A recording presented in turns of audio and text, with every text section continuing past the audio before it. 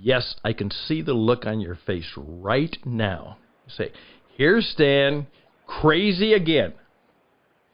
Maybe not so. Yes, that's what I said. Podcasting might be better than seeing your therapist. Now, what in the world is that all about? Well, today is kind of Trivial Tuesday, so we'll talk about something that could be trivia, but then again, it might not. This is Interesting Ideas, and the program begins right now.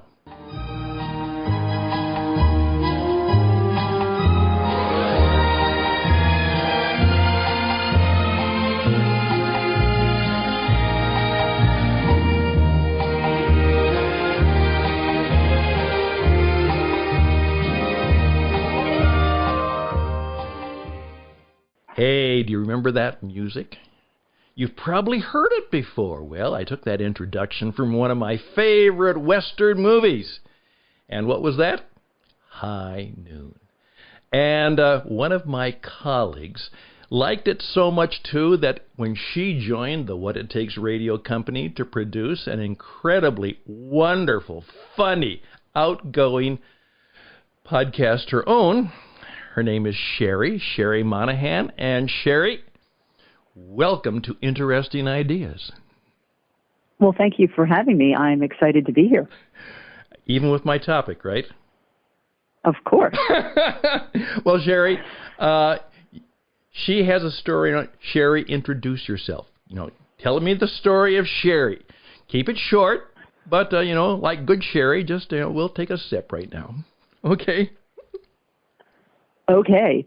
So I will be brief, which is really hard for me if you've ever heard me talk or seen me in person. So Sherry Monahan, I am an author, a culinary historian. I love to write nonfiction about the American West. And as Marshall indicated, I have a podcast called The Marshall and the Madam, where myths and mysteries get revealed. It's a lot of fun. And I also have a column in True West magazine where I write about food and drink and lots of fun on the frontier. And that's who I am. And she's really good at what she does. Okay? Oh, thank you. Well, I've asked Sherry to perhaps join me on the program from time to time because she's an interesting person. And as I oftentimes say, when you become a podcaster, you will become much more interesting. First of all, because you're always looking for new ideas and you're looking for new people. And by the way, you'll meet interesting people. So, would you like to be more interesting, or do you want to remain boring? Okay? Well, being a podcaster just might help. Now, is that a right idea, Sherry? It's a great idea. Okay, I think it is, because it's true. And Sherry's one of the best demonstrations of it. But let me go on to what I am describing when I made that statement. Now remember, an interesting idea doesn't have to be a good idea. It might be a bad idea, but it's interesting. And all I think we've all had those. Yeah. In fact, as what people who are good at success in life will tell you, Seth Godin, well-known marketer and writer. And Sherry, you've probably heard of him. All of us in the writing business have done that.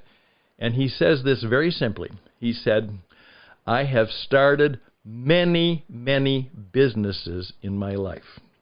They were all good ideas, and most of them failed. But what I learned in the failure was the thing that actually helped me come up with even better ideas for the ones that worked. So if I didn't have bad ideas or good ideas that failed, I never would have gotten some of the good ideas, which has made him very, very successful. And he is not a starving artist anymore, is he, Sherry? No. Here's my point. What I'd like to say is this, is when you say, Stan, I'd like to do podcasting, or you say Sherry, because she might help you do it too. Say, I want to do a podcast. I wish I could be like you. You guys can do this. One of the first things that we will teach you is this lesson. You've got someone to meet. and what is true is that that person is you. And what we would like to do is to help you take another look at you. What's important to you? What do you really want to tell the world? What are some of the great ideas that you've come up with? What are some stories? We guarantee you that you have some incredibly interesting stories. I still remember the time, Sherry, I was talking to an older gentleman who we were doing a community fundraising activity for a little community radio station. And one of the ladies who was there had actually been a star radio performer many years ago, and she was helping us out. And there was this older gentleman sitting in the corner, and I tried to reach out, and I just asked, I said, well, who's that? And they told me that that was her husband, and that he'd had a brief stroke, and he was just sitting quietly. And so, Sherry, of course, you know, you're like me in that sense. I went over to him, and I introduced myself, and then I asked not, where are you from, or what did you do? I said, what's your story? Not, who are you? What did you do? Where are you from? And he looked at me and said, I don't have any story. And I said, everybody has a story. Where did you grow up? Sherry, you know what happened. All of a sudden, it began to flow, and we went to an 18-year-old boy who was 50 missions over World War II. Every time he went up, he saw his friends die, came back, was a farm boy who then went on the GI Bill to the University of Chicago, studied under a guy named Milton Friedman, and went on to become a top executive with the Sears Roebuck Company, and then was in charge of their worldwide philanthropy, helping many, many organizations all around the world create good causes. And he said, I don't have any story. And you know, that's true for a lot of people. They say, I don't have any story until they discover that they do. So, okay, go with me on this now. Could it be, and from your own experience of something like broadcasting, could podcasting, in what you would go through, could it be like good therapy? I'll let you challenge me or agree with me or go in between, okay? Well, I honestly do think it's therapeutic, because when you are podcasting, and we do audio, but I know a lot of people do video as well, but just for me, from the perspective of what I've experienced so far, is, you know, and I've met people like you have, I'm a people person, so I go and I meet people and say, oh, how are you? You know, what do you do? And they'll just say, oh, well, I'm just, you know, blah, blah, blah. And I say, oh, that's really good. I bet you've traveled to some places. And then you start to talk to people, and they do open up, and they do have stories. So having a podcast, you know, you need to be prepared. You have to think about what you want to talk about. You have to think about what are people going to find interesting. So what does that bring to you as the person doing that podcast? So you kind of have to look within and say, okay, if it was me listening to me, but not me, you know what I mean? What would I want to hear from me? What would I find interesting? What would I find exciting? So you do kind of have to have this self-conversation. I mean, don't tell too many people to try to lock you up, but, you know, have that inner conversation and say, what is interesting about me? And a lot of times I think a lot of people are very shy about wanting to share their stories. I know I was when I was younger. I know you'd find that hard to believe now, but I was very shy. And I would not talk to anybody. And then the more I started writing, and the more I went to events and started to talk to people, I opened up.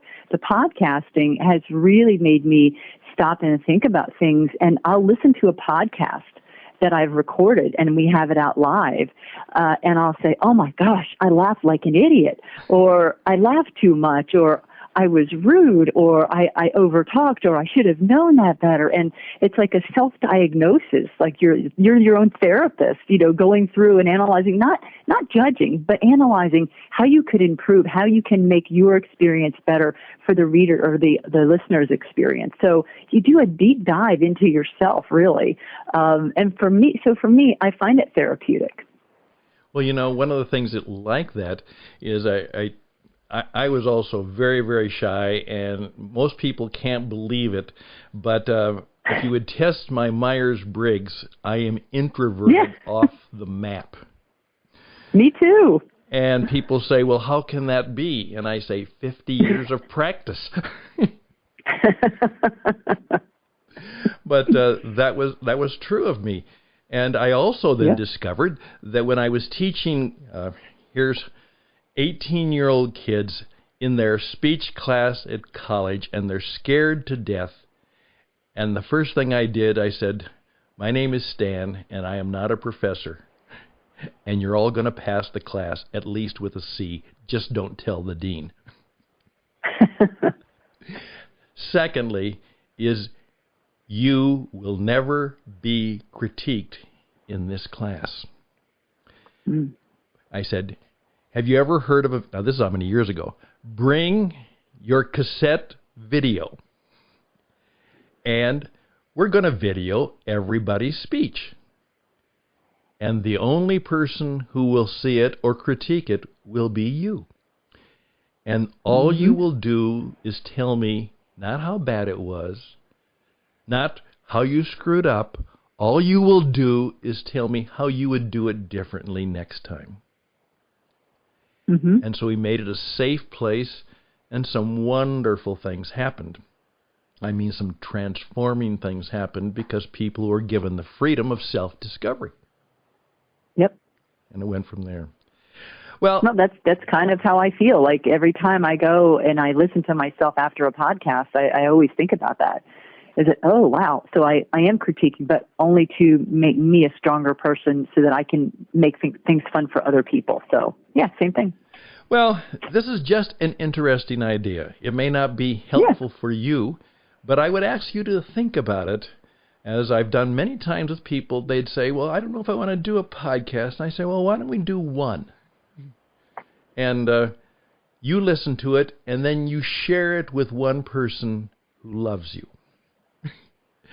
And go from there. And see if the very process of being open, expressive, trying to be energetic, and you know what? As every therapist will tell you, sometimes, as one of mine said, you know what? Most people just need a good friend who will listen to them. And since they don't have one, they pay me $150 an hour to do that. And so what I then would discover, what actually happens is that you yourself will gain some of that confidence of self-expression and know that there is some deep goodness inside of you and who you are. So it just might be a little bit cheaper than your therapist, and it might be an idea, at least, as they used to say, you probably don't remember this because you're so young, Sherry. But there was a wonderful TV show called The Twilight Zone. And it was rather strange. But Rod Serling, the announcer, would come up, and in his quiet voice he would say, that was from the Twilight Zone, where we all live from time to time.